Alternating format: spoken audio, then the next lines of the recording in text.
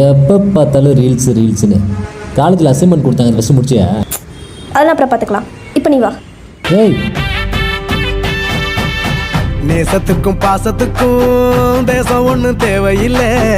பாசையத்தான் பார்த்து வர காதல் வேறு வார்த்தை இல்லை.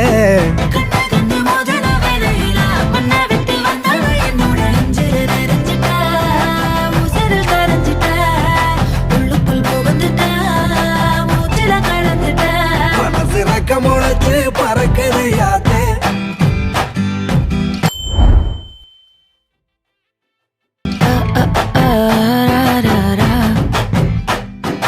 குருவ ரெண்டும் குருவ நெல்லா